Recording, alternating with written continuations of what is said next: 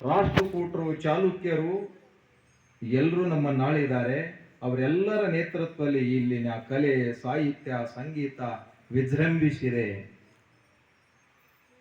ಕನ್ನಡ ಅಂದ್ರೆ ಬಹಳ ದೊಡ್ಡ ಶಕ್ತಿ. ಕನ್ನಡದ 3 ಅಕ್ಷರದಲ್ಲಿ ಬಹುದೊಡ್ಡ ಶಕ್ತಿ ಇದೆ. ಕನ್ನಡ ಭಾಷೆ ಬಹಳ ಶ್ರೀಮಂತವಾದಂತ ಭಾಷೆ. ಇದರಲ್ಲಿ ಸಂಸ್ಕೃತಿ ಅರಳಿದೆ. ಕನ್ನಡಿಗರ ಸಾಧನೆಯಾಗಿದೆ. ಏನೂ ಗೊತ್ತಿಲ್ಲ ಅಂದರೂ ಸಹಿತ ಕನ್ನಡದ ನೆಲದಲ್ಲಿ ಹುಟ್ಟಿದಾನೆ, ಬಹುದೊಡ್ಡ ಸಾಧನೆಯನ್ನು ಮಾಡಿದ್ದಾನೆ.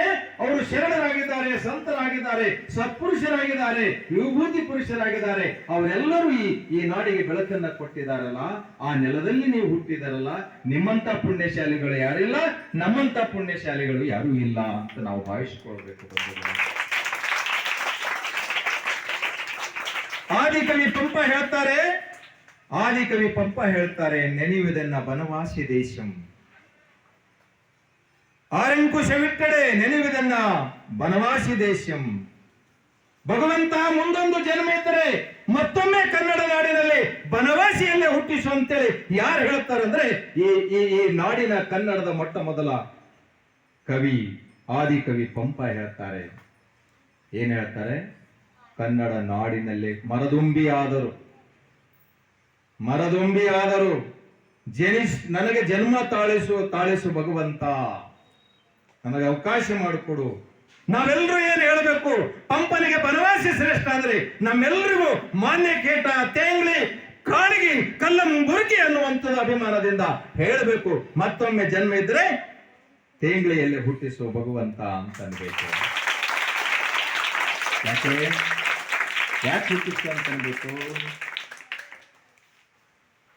ಯಾಕಂದ್ರೆ ಟೇಂಗ್ಳಿಯ ಇತಿಹಾಸ, ಕಾಳಗಿಯ ಇತಿಹಾಸ, ತೊನ್ಸಳೆಯ ಇತಿಹಾಸ, ಈ ಭಾಗದ ಎಲ್ಲ ಊರುಗಳ ಇತಿಹಾಸ ಕನ್ನಡ ನಾಡಿನ ಕೀರ್ತಿಯನ್ನ ಬಾನೆತ್ತರಕ್ಕೆ ಹಾರಿಸಿದಂಥವರು.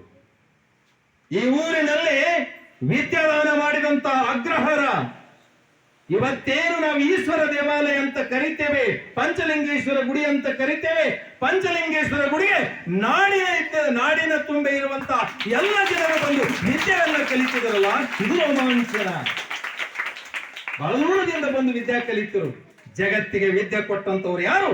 ತೆಂಗಳಿಯ ಜನ ನಾವು. ಜಗತ್ತಿಗೆ ಜ್ಞಾನ ಕೊಟ್ಟಂತವ್ರು, ವಿದ್ಯಾದಾನ ಮಾಡುದು ಸರ್ವಶ್ರೇಷ್ಠ ದಾನ ವಿದ್ಯಾದಾನ.